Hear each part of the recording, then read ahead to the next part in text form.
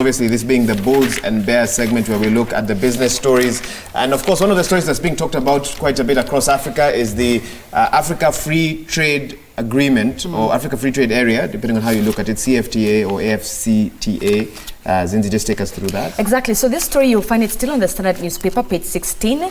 New trade bloc will spur manufacturing in Africa. What Wahiga has just mentioned, the African Continental Free Trade Area. It will be one of the largest free trade areas since the formation of the World Trade Organization, WTO. Biko, let me begin with you. Why is it so important for us as African countries, as African farmers as well, and African business people, whether depending whatever industry you're in, why is it so important for us as Africans to come together to remove this the trade blocks, right, and start doing business amongst ourselves more effectively? What will that do for the African continent? First and foremost, we are the biggest market for any producing farm or country in the world. So that necessitates the need for us to come together and first and foremost work with one another, because it will be cheaper. It's the only way for us to be able to get jobs for the many youth that are actually, being born in Africa. So being the fact that it will be a very huge market for any producing country, the need for us to consolidate the 8 trading blocks in Africa, including COMESA, is actually very critical.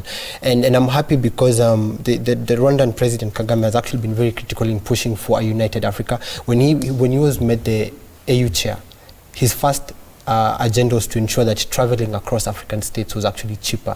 It's very expensive to travel from here to South Africa compared from here to Dubai. So the coming together of being able to bring together the trading blocks to actually ensure that manufacturing is a key focal point, because it's the only aspect that can re-engineer Africa as a continent, Africa as a people, and be able for us to be able to tell stories. Because when we do manufacturing, we are bringing in different aspects. We're bringing in agriculture, we're bringing in tourism, we're bringing in agro-processing, we're bringing in value chain, we're bringing in logistics, retail, security, healthcare.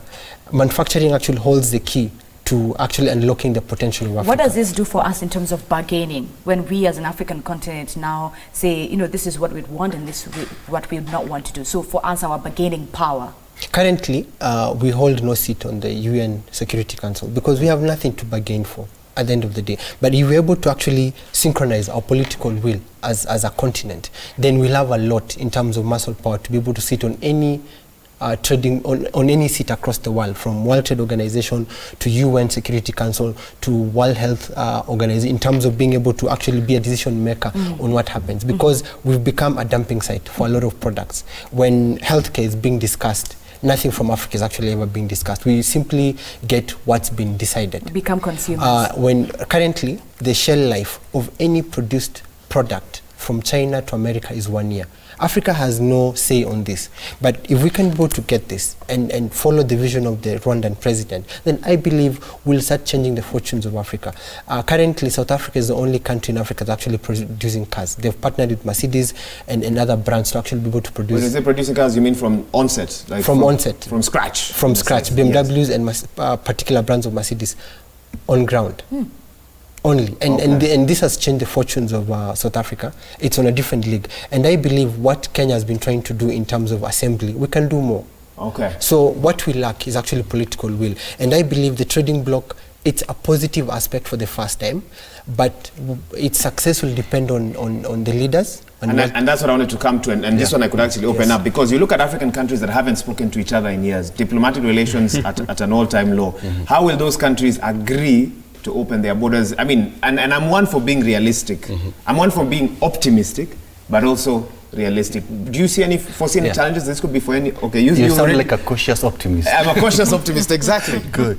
Now, I think the dream of our forefathers, Kwame Nkrumah and the rest, about intra-Africa trade, I think it's Muammar Gaddafi? Muammar Gaddafi, story for another day. It's coming to life in our present world, and I'm glad it's happening. Because look at agriculture as a continent. 60% of the world's arable land in the world is in Africa. But Africa imports $35 billion worth of food from the West. So Africa, the thing, let me say in Swahili, to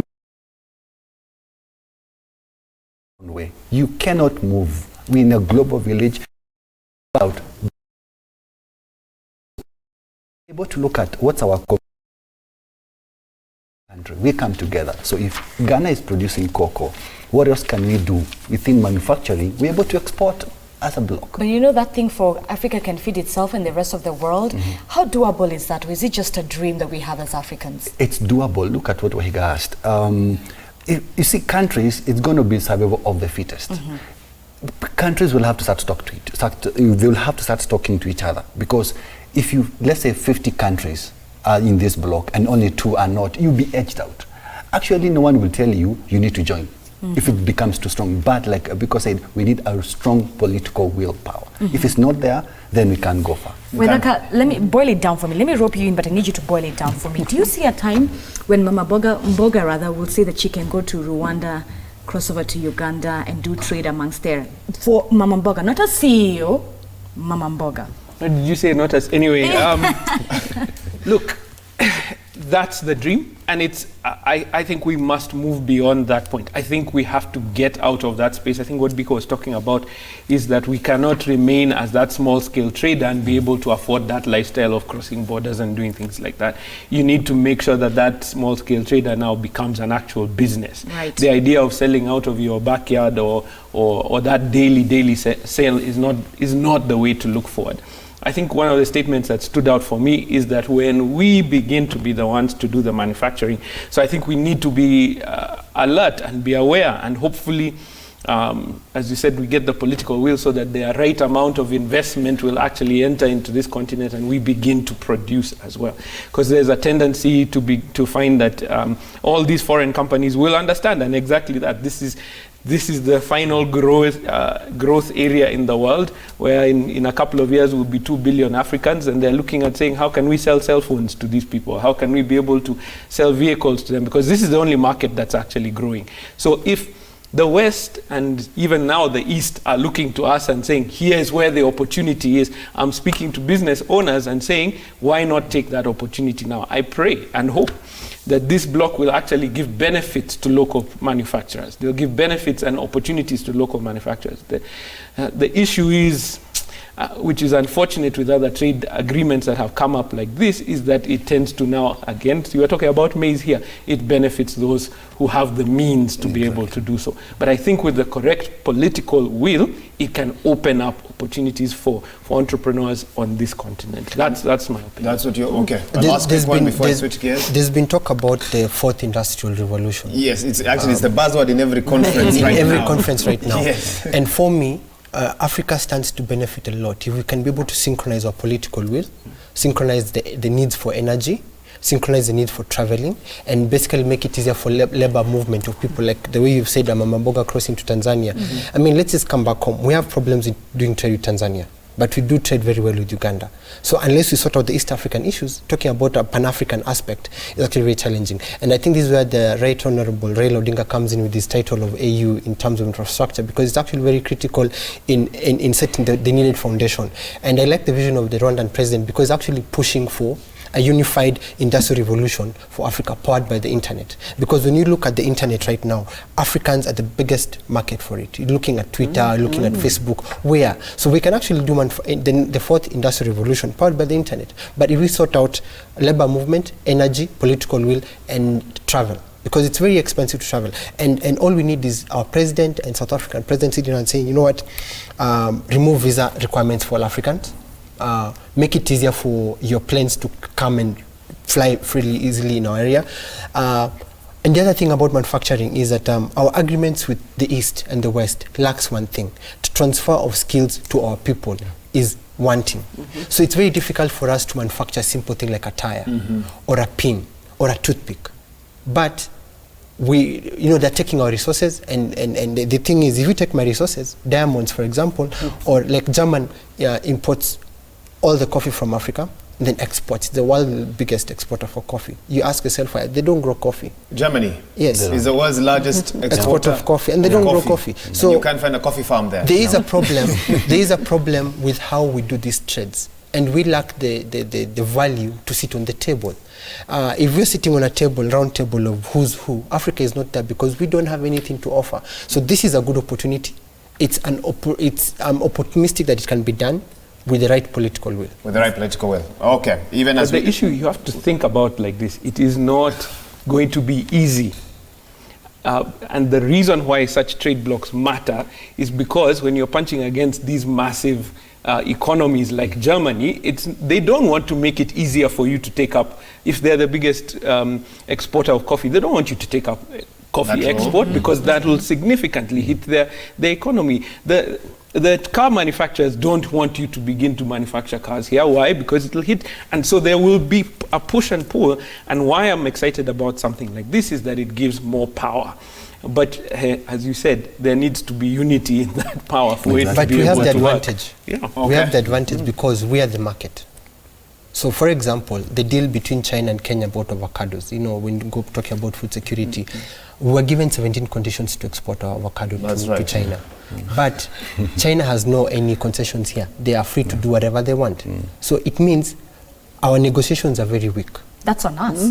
It's on us. Our leadership is actually weak because what do we have to tell? I mean, if I was the president, I would simply say... To be fair, once it was raised, there has been discussions over whether to reduce some of those restrictions. But I know it has not yet been... I mean, why agree? Why make it very difficult for me as a farmer to export my avocados to China? You're telling me, don't plant maize, do avocados, but then you make it impossible for me to export. Plus several So, other requirements. as he says, it's going to be difficult. But 4 things: energy, political will, transportation, and labor movement. Okay. If we I sort was those about to ones switch out, gears, but you know what? Keep talking. Go When it ahead. comes to movement of goods, it's as simple and people. It's as simple as knowledge and skills transfer. We keep complaining that Uganda is producing poultry products, eggs and meat cheaper. I'm asking, are Ugandans more educated when it comes to poultry farming than Kenyans? No. There's something that they know, which is local knowledge. You're referring to those are an expose recently in one of the papers about that stuff coming from the border, Tanzania, Uganda, much cheaper foodstuffs. Can you as a farmer, is that talk you hear from your customers that easy zinatoka Tanzania, very cheap, etc.? Let me talk about eggs first. Specifically, something you deal in. I deal in. Okay. Now, let me talk to my fellow Kenyans. I think where Ugandans are beating us to that game is Uganda has 3 stable national sources of starch. They have enough cassava, they have enough maize, they have enough bananas. Which means they are not putting pressure on maize. But in Kenya, we depend on maize. We are competing with livestock for the same little maize that we produce. But in Uganda, they are able to make poultry and livestock feeds from dried cassavas. When's the last time you saw 5 or 10 acres of cassava? Can't remember. But that's why now we need to cross over to Uganda freely and go and learn from our local farmers in Uganda. It's as simple as that. Tanzania, they have a competitive advantage of honey. Kenya is a net importer of honey. 67.7% of the honey we consume in Kenya comes from Tanzania, if you didn't know that.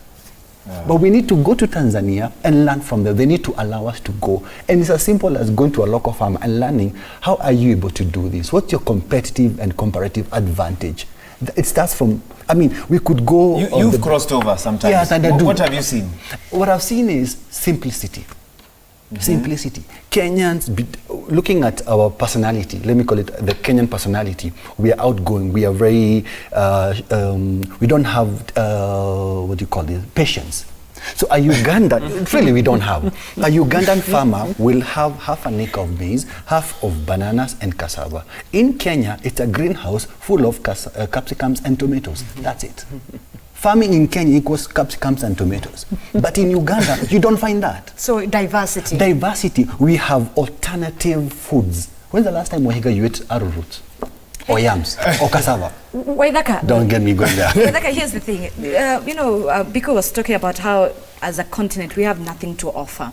Yet it's the entire world that looks at us or looks towards us. You gave us a perfect example with coffee in Germany, and you talked about how with 2 billion people, the rest of the world is thinking, how do we take advantage of that on the African continent? So is it that we don't have nothing to offer, or is it our leadership, number one? And number two, how do we not make this trade bloc politicized? Because tomorrow, if government A in West Africa is changed and government C in Southern Africa isn't changed, governments are always changing after a few years. So how do we, despite the shift? Zinzi, the history of Africa is divide and conquer. Right. Yeah, because if you're divided, it's much easier to pick you off. And so when we talk about political will, this is what we are saying. No longer can we be divided to conquer. Think about it. At the country level, you are different tribes. At the continent level, you are different countries. Even though there are tribes and communities that cross borders, I am a Kenyan, I am a Tanzanian, I'm not an African. There's a viewpoint that we don't have a sense of belonging to this continent. So look, when you look and you see opportunities like this for unity, you can see that there's a potential for power to come out of that situation. So look, we speak to our leaders and say, it's time. I think we've waited long enough. I think we've talked about it long enough. It's time for these things to begin to work for the African continent, because we have the potential. And I think this was one of the saddest things that I used to hear when I was in high school. One of the worst things a teacher could say to you is that you have such great potential. And you know, because it just meant that you had not achieved. It meant that you had never. Potential. What they're saying is you have not achieved. Yes. And when we say that Africa has such great potential, it means we have not yet achieved the greatness that is within us. And it's a mindset. And the more of us who begin to become uncomfortable with poor leadership, uncomfortable with going around in circles, uncomfortable with trying to find trading partners that are out there, then I think that change is going to come. But look, so long as we are divided, it's so much easier for other countries and trading blocs to deal with us. Okay. Two things after the break. After the break, I'll give you a chance. Remember, two things, and Steve Biko will be coming in with that because we are due for a break. When we come back, we get deep into matters inflation. I look for a basic definition of inflation. Increase in the prices of goods and services over time. How is that affecting you? 2242 is the SMS line. Use the hashtag Daybreak at Wahiga Mwaura. At Zinzi_K. You can even text in on 22422. We'll be taking a look at your feedback across all platforms. We'll be right back.